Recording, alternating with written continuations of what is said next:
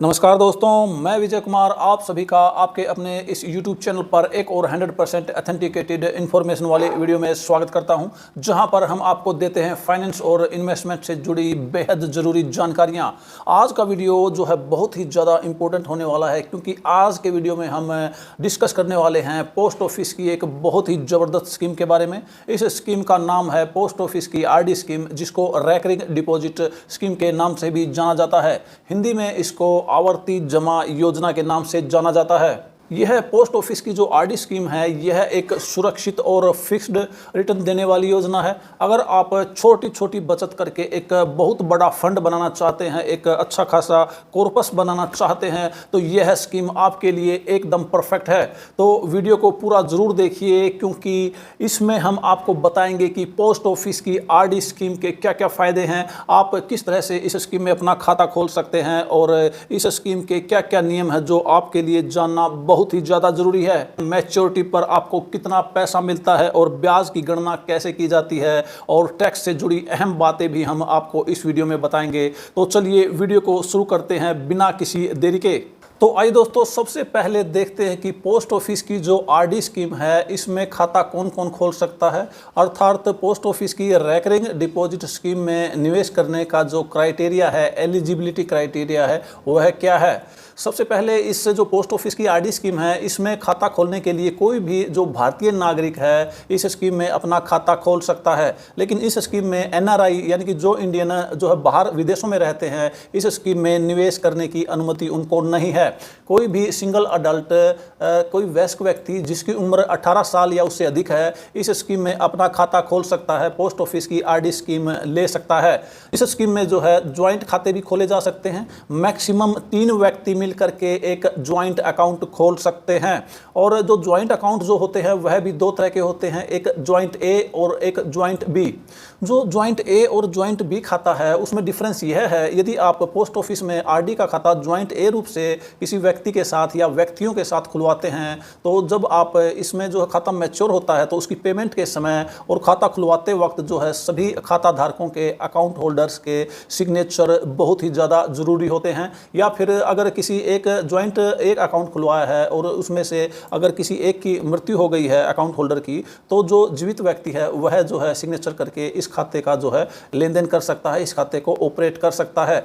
और जो ये B टाइप का जो ज्वाइंट B टाइप अकाउंट होता है, इसमें कोई भी यदि 2 व्यक्ति मिलकर के या 3 व्यक्ति मिलकर के ज्वाइंट B अकाउंट खुलवाते हैं, तो उनमें से कोई भी जो है हस्ताक्षर करके पैसा निकाल सकता है या खाता क्लोज कर सकता है। या इसके बाद जो पोस्ट ऑफिस की RD स्कीम है, इसमें एक माइनर के नाम भी खाता खोला जा सकता है, उसके माता पिता के द्वारा, या फिर कोई लीगल गार्जियन है जिसकी देखरेख में वह माइनर बच्चा रहता है, इस स्कीम में खाता खोला जा सकता है।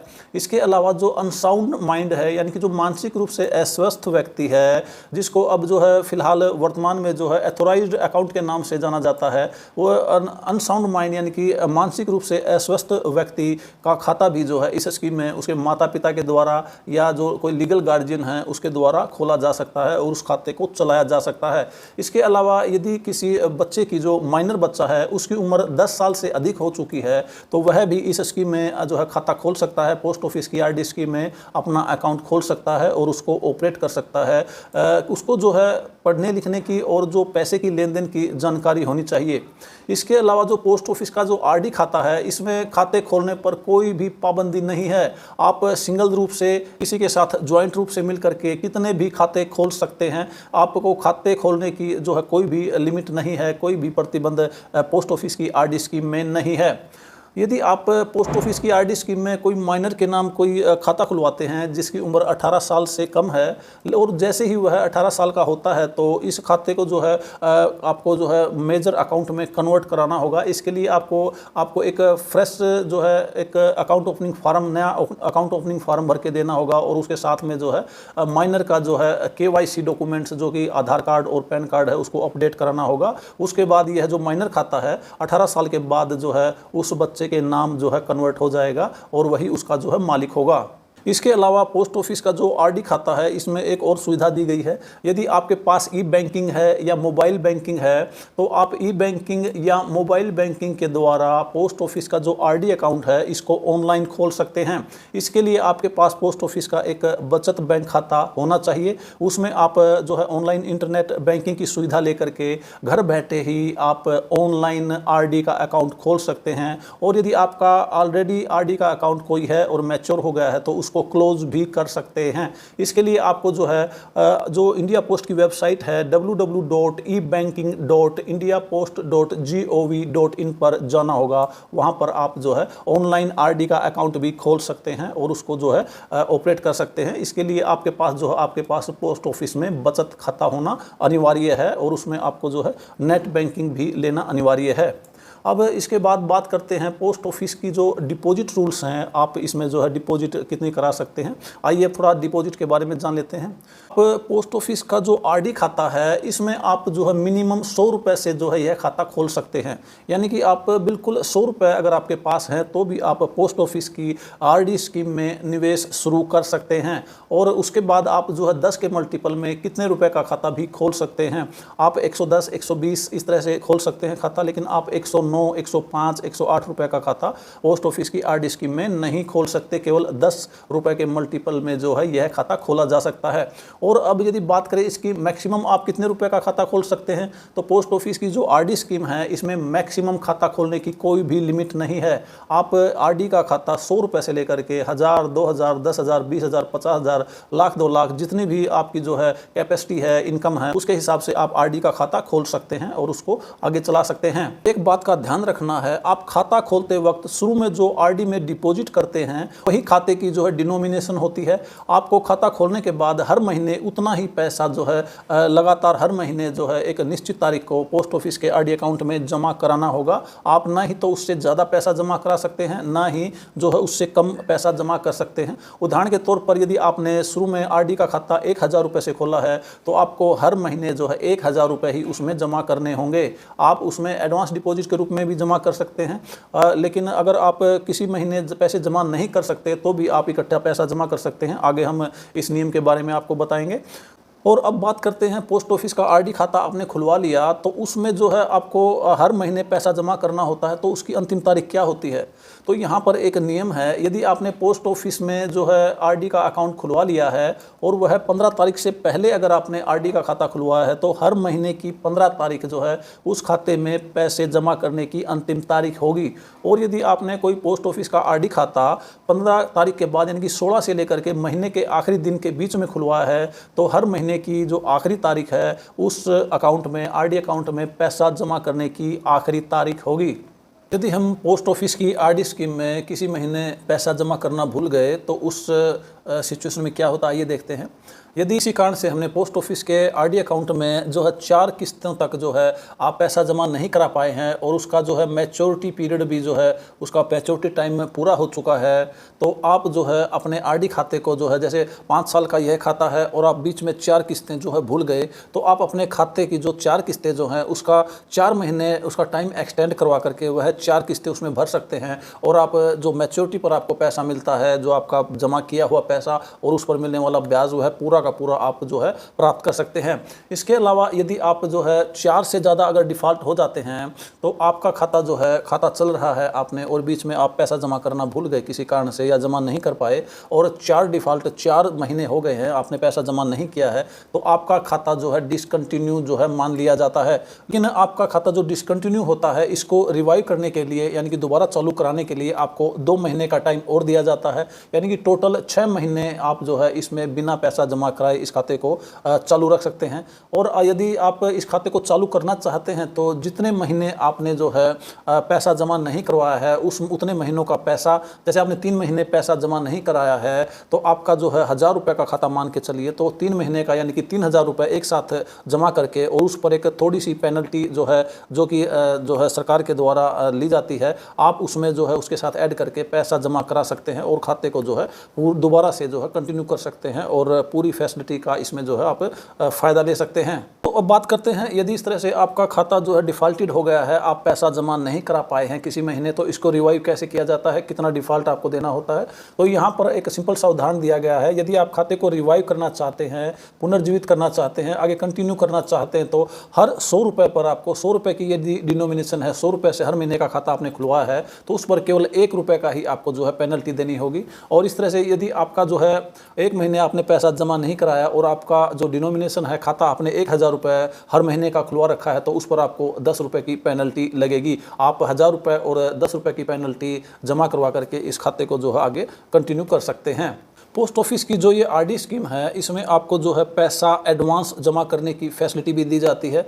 मान लीजिए आपने 1000 रुपये का खाता खुलवाया है और आपके पास जो है 5000 10,000 रुपये एक्स्ट्रा पड़े हैं, तो आप जो है एडवांस डिपॉजिट भी पोस्ट ऑफिस के आरडी अकाउंट में करवा सकते हैं।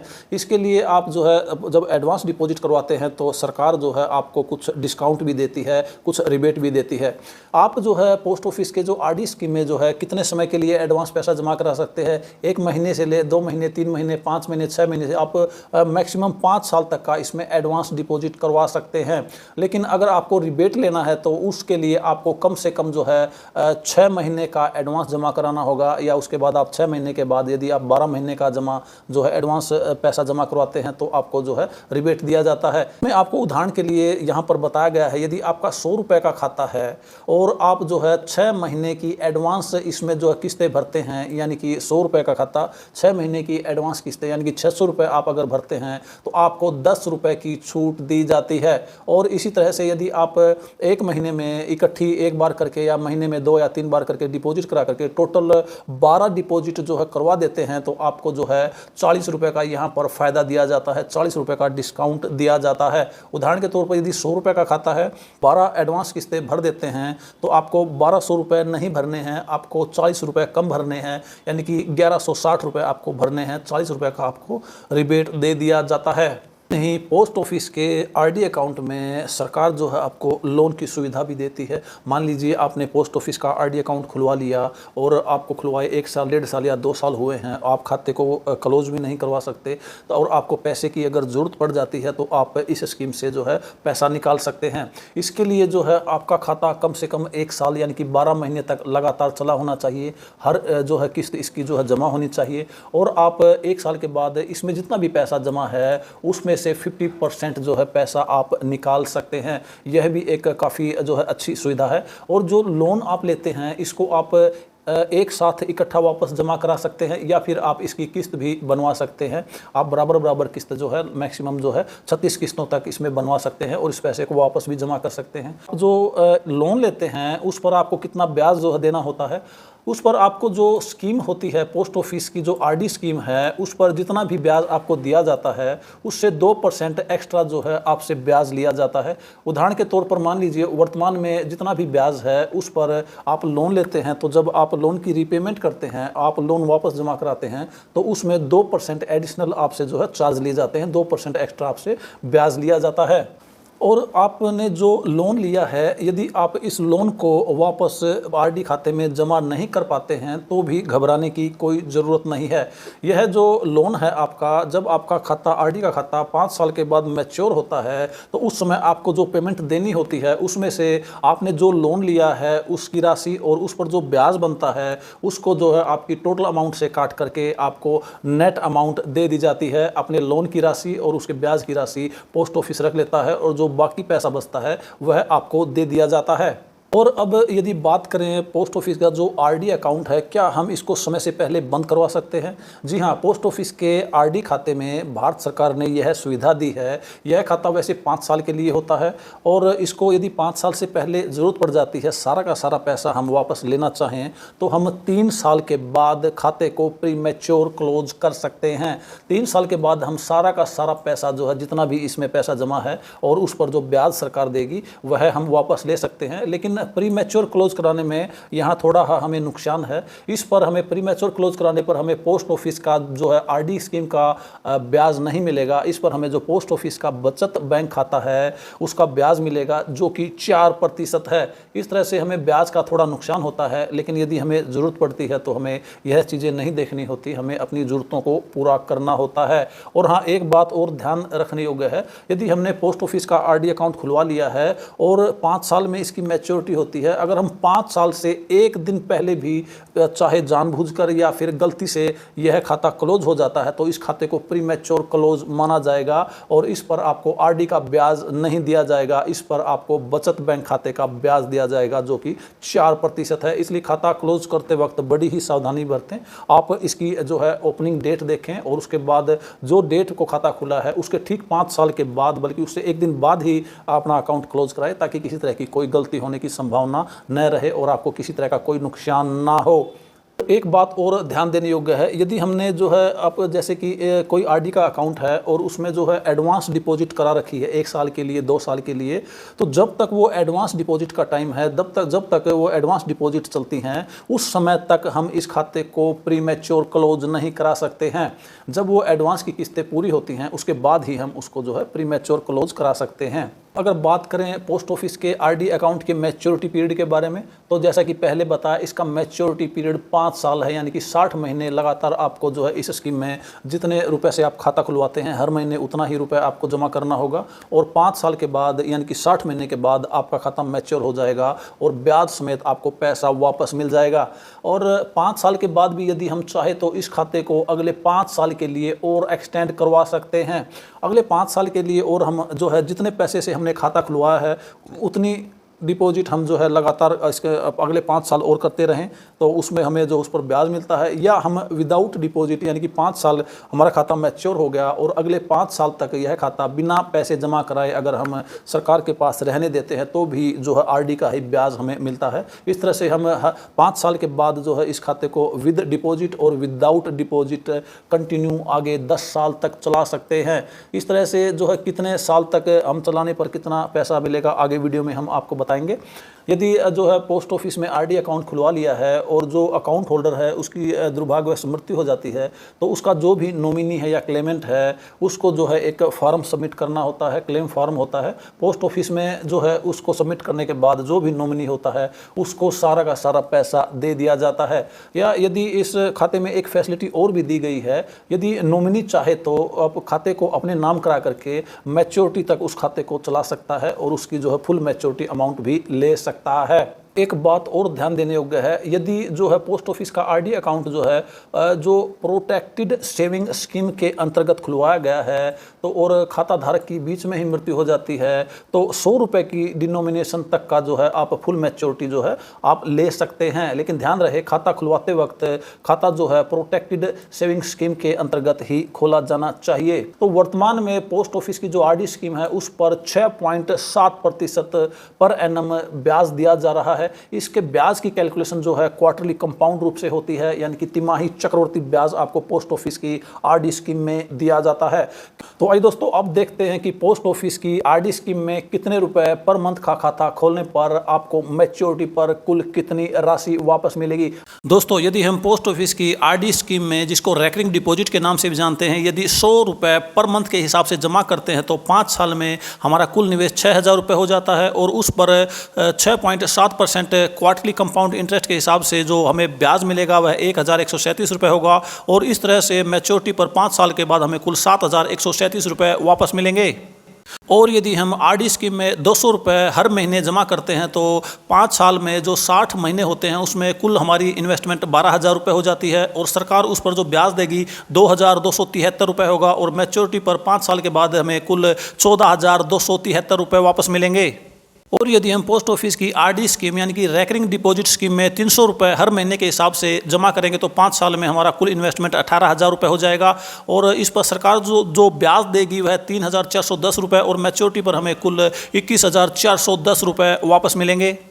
वर्तमान में पोस्ट ऑफिस की आरडी स्कीम पर 6.7% क्वार्टरली कंपाउंड इंटरेस्ट दिया जाता है। और यदि पोस्ट ऑफिस की आरडी स्कीम में हम 400 रुपये हर महीने जमा करते हैं तो 5 साल में हमारा कुल पैसा जो है 24,000 रुपये इकट्ठा हो जाता है। और उस पर जो सरकार ब्याज देती है 4,546 रुपये ब्याज देती है और मैच्योरिटी पर हमें 28,546 रुपये वापस मिल जाते हैं। और यदि हम पोस्ट ऑफिस की आरडी स्कीम में हम 500 रुपये पर मंथ के हिसाब से खाता खोलते हैं तो 5 साल में हमें जो है 30,000 रुपये जमा करना होता है और इस पर सरकार जो ब्याज देगी 5,683 रुपये होगा और मैच्योरिटी पर जो हमें कुल रकम वापस मिलेगी 35,683 रुपये होगी। और यदि इस स्कीम में 1,000 रुपये पर मंथ के हिसाब से खाता खोलते हैं तो 5 साल में हमारी कुल डिपॉजिट 60,000 रुपये हो जाएगी और उस पर जो पोस्ट ऑफिस जो ब्याज देगा 11,366 रुपये होगा और मैच्योरिटी पर कुल हमें 71,366 रुपये वापस मिलेंगे। और दोस्तों पोस्ट ऑफिस की आरडी स्कीम में यदि 5,000 रुपये हर महीने जमा करते हैं तो 5 साल में हमारा जो कुल निवेश होगा, कुल हमारा डिपॉजिट होगा 3 लाख रुपए होगा और उस पर जो सरकार ब्याज देगी 56,830 रुपये होगा और मैच्योरिटी पर हमें कुल 3,56,830 रुपये वापस मिलेंगे। आरडी स्कीम पर मिलने वाले इस ब्याज की कैलकुलेशन 6.7% क्वार्टरली कंपाउंड के हिसाब से की गई है जो कि 1/4/2024 से लागू है। और दोस्तों यदि हम आरडी स्कीम में 10,000 रुपये पर मंथ का खाता खोलते हैं तो हमें 5 साल में 6 लाख रुपए हमारे जमा हो जाते हैं और इस पर जो सरकार ब्याज देगी 1,13,660 रुपये होगा और मैच्योरिटी पर कुल हमें 7,13,660 रुपये वापस मिलेंगे। दोस्तों आरडी स्कीम में मिनिमम खाता खोलने की लिमिट 100 रुपये है लेकिन मैक्सिमम की कोई भी लिमिट नहीं है, आप कितने भी रुपए से खाता खोल सकते हैं। दोस्तों अगर वीडियो अच्छी लगी हो तो वीडियो को लाइक और शेयर करें और यदि आप हमारे चैनल पर नए हैं तो चैनल को भी सब्सक्राइब कर लें ताकि इसी तरह की और इन्फॉर्मेटिव वीडियो आप तक पहुंचती रहें। तो दोस्तों मिलते हैं एक और नई वीडियो में एक नई इन्फॉर्मेशन एक नए टॉपिक के साथ। तब तक अपना ख्याल रखें, खुश रहें, स्वस्थ रहें। वीडियो देखने के लिए आप सभी का बहुत बहुत धन्यवाद।